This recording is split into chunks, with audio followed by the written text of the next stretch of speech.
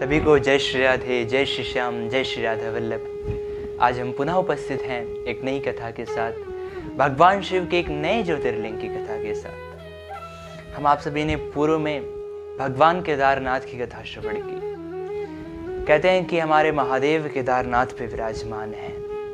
केदारनाथ पे विराजमान होकर के महादेव कहते हैं कि देवी, यह क्षेत्र उतना ही प्राचीन है जितना प्राचीन मैं हूँ। तो महादेव जितने प्राचीन क्षेत्र में महादेव का केदारनाथ ज्योतिर्लिंग, कैसे महादेव प्रकट हुए हैं, उसी कथा हमने श्रवण की। अब आज हम सभी श्रवण करने वाले महादेव के षष्ठम ज्योतिर्लिंग श्री भीमाशंकर भगवान की, श्री भीमाशंकर ज्योतिर्लिंग की कथा। कैसे भगवान भीमाशंकर का नाम भीमाशंकर पड़ा और महादेव वहां पे क्यों प्रकट हुए, क्या कथा है, तो आइए श्रवण करते हैं।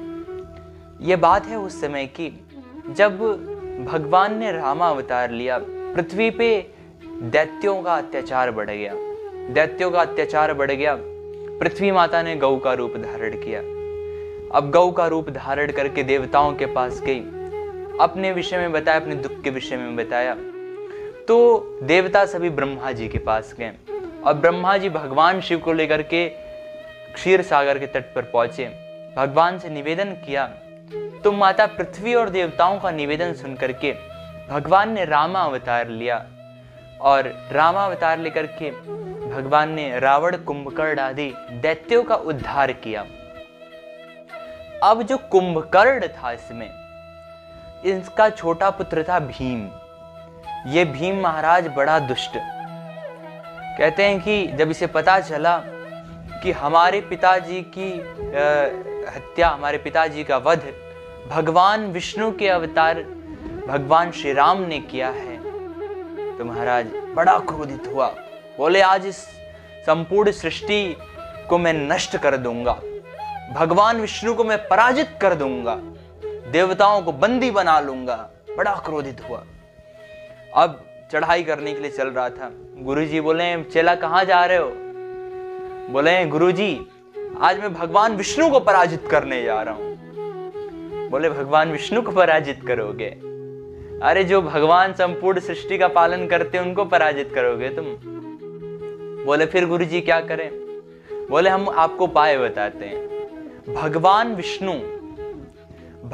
विष्णु की शक्ति क्या है, सबसे पहले शक्ति जानो। क्योंकि यदि किसी व्यक्ति के शक्ति के विषय में आपको पता चल जाए तो आप उसकी शक्ति क्षीण कर दें, उसके बल को नष्ट कर दें, तो आप उसे आसानी से परास्त कर सकते हैं। बोले, नीति की वाक्य सुनो।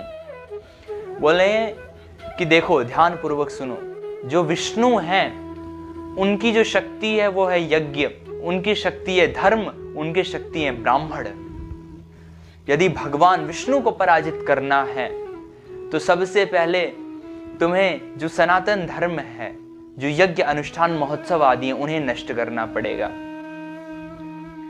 क्योंकि जब भगवान विष्णु शक्ति विहीन हो जाएंगे तब उसके पश्चात सहजता से उन पे विजय प्राप्त कर लोगे। महाराज आज भी वही हो रहा है। जो हमारे सनातन संस्कृति को नष्ट करना चाहते हैं वो उस भीम राक्षस के समान है।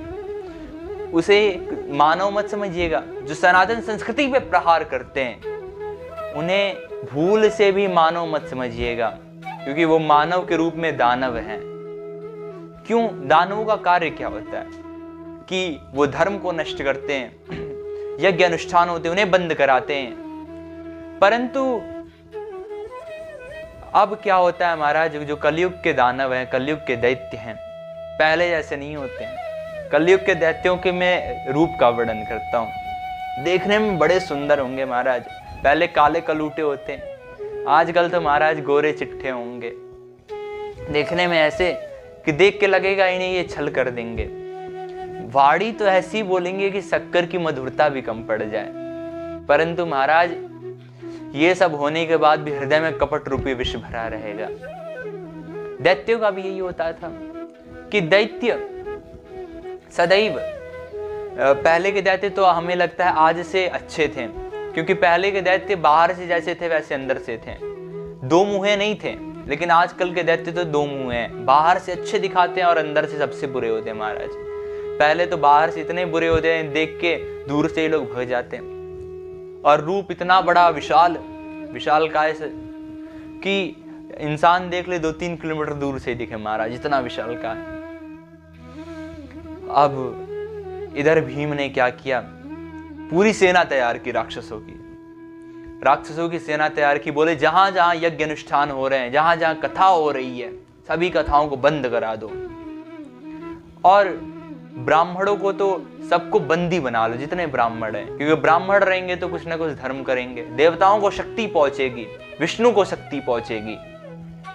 अब उनकी सेना पहुंच गई महाराज, पूरे संसार में विध्वंस करने लगे, पूरी पृथ्वी में कहीं भी धर्मी ना बचे।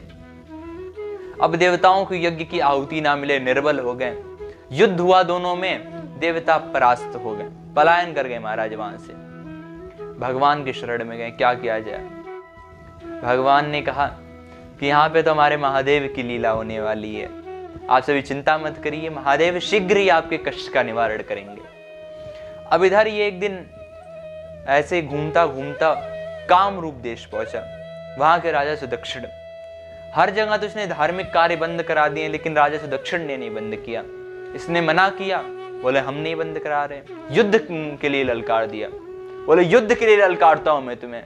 बोले आओ महाराज युद्ध करो, हमारे भक्त तो किसी से डरते हैं नहीं। सुदक्षिण राजा युद्ध करने लग गए, लेकिन महादेव की कुछ ऐसी लीला, कहते हैं भक्तों को कौन परास्त कर सके, स्वयं महादेव का त्रिशूल खड़ा रहता उनकी रक्षा के लिए।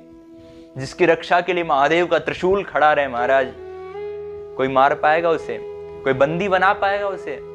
लेकिन जब उन्हीं महादेव की इच्छा होती है, कोई लीला करनी होती है, तो वो त्रिशूल को बोल दे 2 मिनट आप शांत हो जाइए, एक लीला करनी है हमें।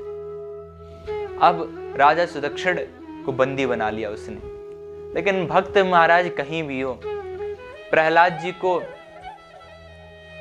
हिरण्यकशिपु ने क्या किया, कारागृह में डाल दिया। और कैसे, काल कोठरी में डाला महाराज, एकदम अंधेरा ही अंधेरा। और काल कोठरी में डाला जो डाला, उन्हें अन्न जल देना भी बंद कर दिया, और उसके पश्चात विषधर सांप छोड़ दिए उसमें। इतनी विपत्तियां, लेकिन उसके बाद भी भगवान का भजन नहीं छोड़े, नाम जप करते रहे। राजा सुदक्षिण ने भी कारागृह में बंद कर दिया, कोई बात नहीं महाराज, महादेव की शिवलिंग नहीं मिल रही, कोई नहीं, तो वहीं पे पार्थिव शिवलिंग बना लिए महाराज। भक्तों को तो आवश्यकता होती है, भक्तों को आवश्यकता होती है श्रद्धा की, विश्वास की, भक्ति की। भक्त साधन नहीं ढूंढते, भक्त अपने भाव को कैसे भी पूरा कर देते हैं। पार्थिव शिवलिंग नहीं बना सकते, कोई बात नहीं, हृदय में तो शिवलिंग है, उसी की पूजा करेंगे महाराज। लेकिन राजा सुदक्षिण ने पार्थिव शिवलिंग बनाई, महादेव का पूजन करने लग गए। इधर उसके सैनिकों ने, भीम के सैनिकों ने बताया कि राजा सुदक्षिण पूजन कर रहे हैं, आप उनके पास जाइए। अब ये महाराज क्रोध में तमतमाया, तलवार उठाई, बोले आज वध कर दूंगा मैं इसका। दौड़ा गया तो देखें शिवलिंग की पूजन कर रहा है, बड़ा क्रोधित हुआ, बोले इससे पहले शिवलिंग को नष्ट कर दूंगा।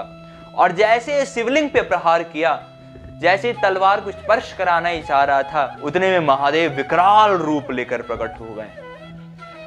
अब महादेव प्रकट हुए, महादेव को देखते ही महाराज कौन टिके उनके सामने, एक हुंकार भरी, भीम राक्षस और उसकी पूरी सेना नष्ट हो गई। न महादेव ने तलवार चलाया, न त्रिशूल चलाया, न चक्र चलाया, हुंकार बस भरी, सब के सब नष्ट हो गए महाराज। राजा सुदक्षिण बड़े प्रसन्न हुए, दंडवत किए। अब इधर देवताओं की सांस में साहस आई, बोले हम तो इतने दिन से परेशान, महादेव पहले आके हुंकार भर देते हैं। महादेव बोले कि पहले ऐसे तुमने बुलाया नहीं था मैं, इस भक्त ने तो इतनी आपत्ति काल में भी मेरा स्मरण नहीं छोड़ा, मेरी भक्ति नहीं छोड़ी, इसलिए मैं इससे प्रसन्न हो गया। अब महाराज देवताओं और ऋषियों मुनियों ने निवेदन किया, महादेव अब आप यहाँ पे प्रकट ही हो गए, तो अब इस स्थान से आप जाइए मत, आप यहीं पे सदैव विराजमान रहिए। तो सभी भक्तों के निवेदन से महादेव वहां पर भीमाशंकर के नाम से प्रकट हो गए। महादेव ने प्रकट होकर कहा था, सुनो भीम, मैं भक्तों की रक्षा करने वाला शंकर हूं। तो इस कारण से महादेव का नाम भीमाशंकर पड़ा। वहीं से भीमा नदी भी प्रवाहित होती है, इस कारण से भी भीमाशंकर भगवान है। अब इस प्रकार से महादेव वहां पर विराजमान हुए। महादेव की ऐसी महिमा है कि जो भी भक्त इनका दर्शन करता है सभी प्रकार के कष्टों का निवारण कर देते हैं। तो आज की कथा यहीं पर विश्राम होती है। अब अगले ज्योतिर्लिंग की कथा के साथ अगले वीडियो में मिलेंगे।